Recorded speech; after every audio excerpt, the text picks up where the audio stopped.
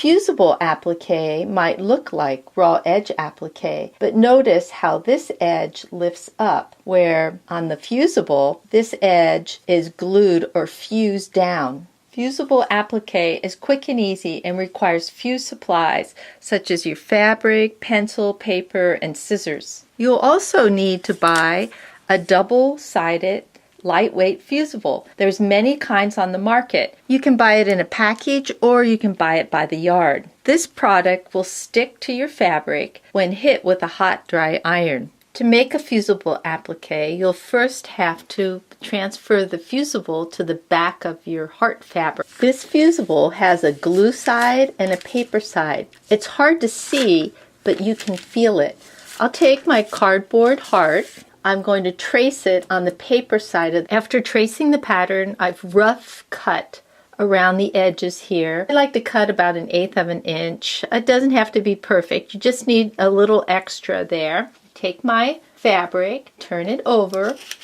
I'm going to place the glue side down on the back of my fabric, and I'll take this over to the iron to press. My directions said that I needed a hot dry iron and I needed to press for about 30 seconds and move the iron to another spot. Remember to read your directions on your fusible product, as they may be different than mine. A pressing cloth might help keep the glue off of your iron, but it's not necessary. I like to use some sharp scissors to cut this out. I just cut on the line here. And when I finish cutting, I'm ready to pull the paper off. It's difficult to get this paper up. Often I find if I just take my scissors tip and make a little mark there, that helps with making it easier to get that paper off. Now sometimes you'll get some glue lifting up, and if that happens, just put it back down. Make sure you're away from where the paper's been pulled off.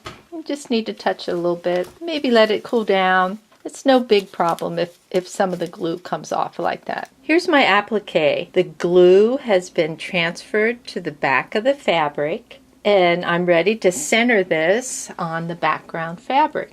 Now I'm ready to press. If I want to wash this piece, I need to stitch all the way around the edge to hold the fabric in place, as this fusible will often come up after a couple of washings.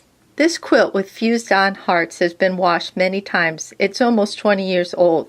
I added a little machine blanket stitch around the edge, and you can see that the hearts are still in place. If you look close, you might see some raveling, but they've pretty much stayed in place. If you decide to stitch around the applique, remember to slow down around the curves, and don't forget you'll want to move your fabric every couple stitches with the needle down and your pressure foot up. This will help keep your applique from lifting up as you sew. Choosing a contrasting thread color or using stop stitches or a decorative stitch will add a little jazz to your project. I hope you'll try this technique. It's a little more time consuming than the raw edge applique, but I think you'll like your results. Send me a photo of your completed project. I love to post it at learnhowtoquilt.com. Placing your pattern face down will help later on when you transfer more elaborate applique patterns. For this heart, it doesn't matter, as the right side and left side are the same. They're mirror images. For this elephant, though, you can see